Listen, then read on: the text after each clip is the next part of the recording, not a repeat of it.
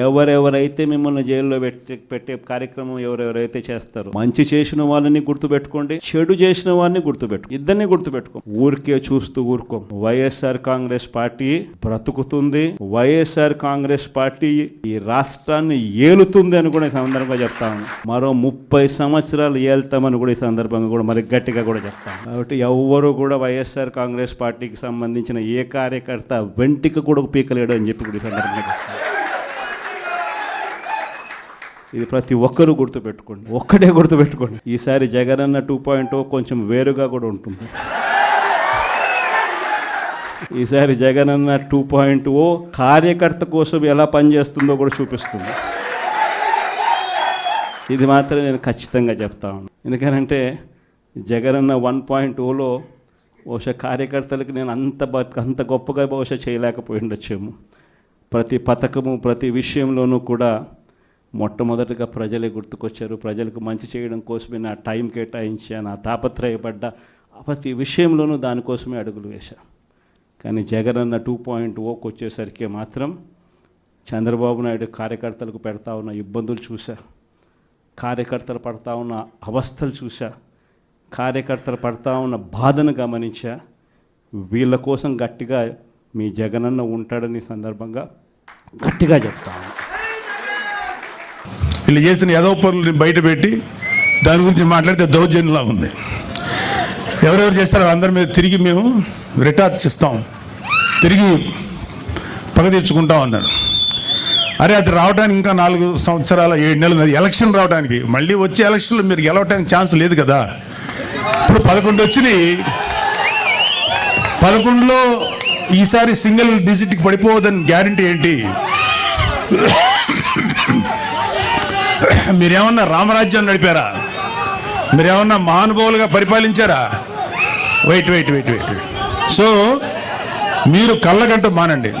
జగన్మోహన్ రెడ్డి చాలా సందర్భాల్లో మీతో మనం మాట్లాడిన మాటలు ఉన్నాయి. ఇక త్వరలోనే జమిలీ ఎలక్షన్స్ వచ్చేస్తాయి, మనం అధికారంలోకి వచ్చేస్తామని. ఇంత ఇల్యూషన్ అంటే ఒక రకమైన మానసిక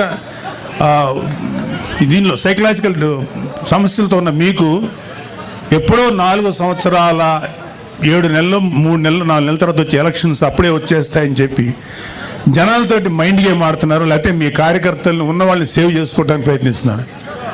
అరే మీ పార్టీలో ఎంతమంది ఉంటారో ఇంకా తెలియదురా, అందరూ వచ్చేస్తున్నారు. చాలామంది బయటకు వచ్చేసారు. మీరు రైట్ హ్యాండ్ అని పేరు పెట్టిన విజయసాయి రెడ్డి బయటకు వచ్చేసాడు. మిగతా వాళ్ళు రావడం పెద్ద లెక్కేం కాదు. సమావేశం ఏర్పాటు చేశారు.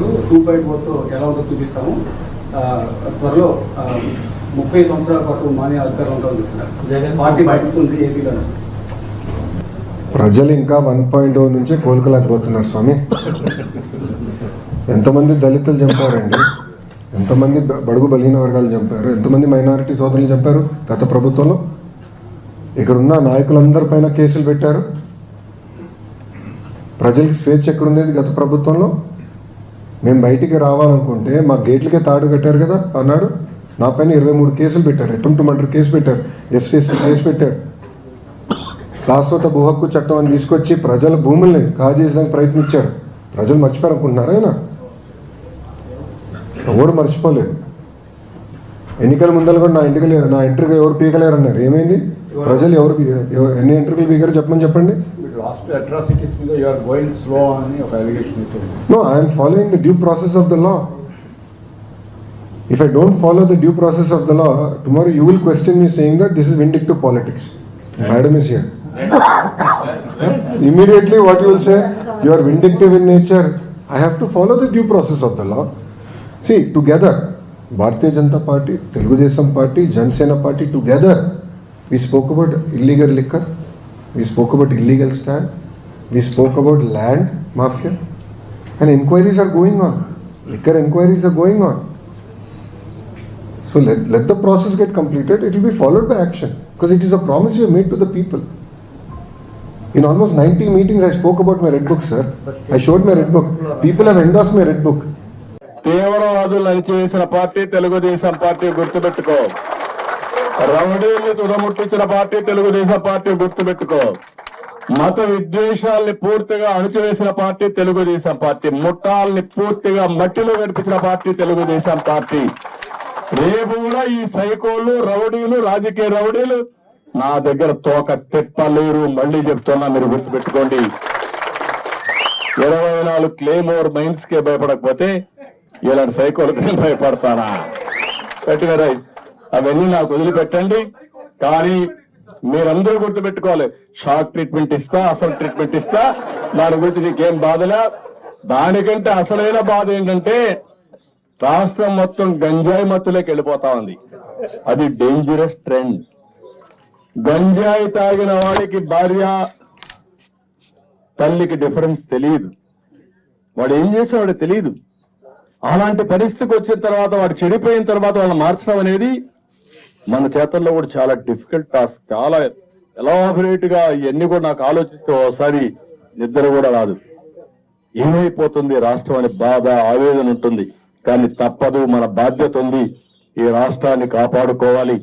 మళ్ళీ ఈ రాష్ట్రాన్ని నిలదొక్కునే విధంగా రాష్ట్రాన్ని గెలిపించే బాధ్యత నేను తీసుకుంటా. దానికి సహకరించాల్సిందిగా మిమ్మల్ని అందరినీ కోరుకుంటూ మరొకసారి అందరికీ నిర్ణయాలు తీసుకుంటాం. ఆ నిర్ణయాలు ఎలాంటివి? నాకు సంబంధించినవి కాదు, ప్రజలకు సంబంధించినవి. పొత్తులో భాగంగా నేను 24 స్థానాలు తీసుకున్నాను. 24 అసెంబ్లీ స్థానాలు తీసుకుంటే ఇంతేనా అంటున్నారు.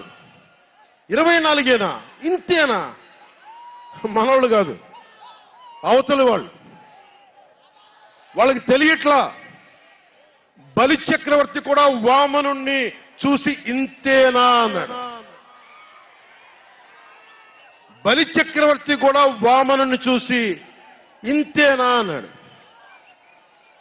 నెత్తి మీద కాలు పెట్టి బలి చక్రవర్తిని అధాపాతాళానికి తొక్కుతున్నప్పుడు తెలిసింది ఎంతో అని.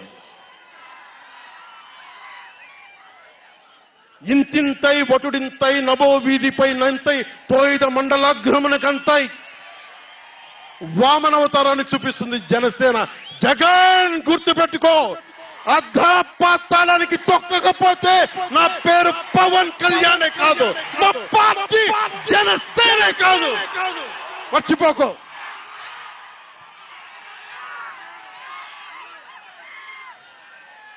రేపు ఎన్నికలైనప్పుడు వైసీపీ వాళ్ళకి తెలుస్తోంది మనం ఎంతో. నెత్తి మీద కాలేసి తొక్కుతాం కదా, అప్పుడు అర్థమవుతుంది నేనేంటో.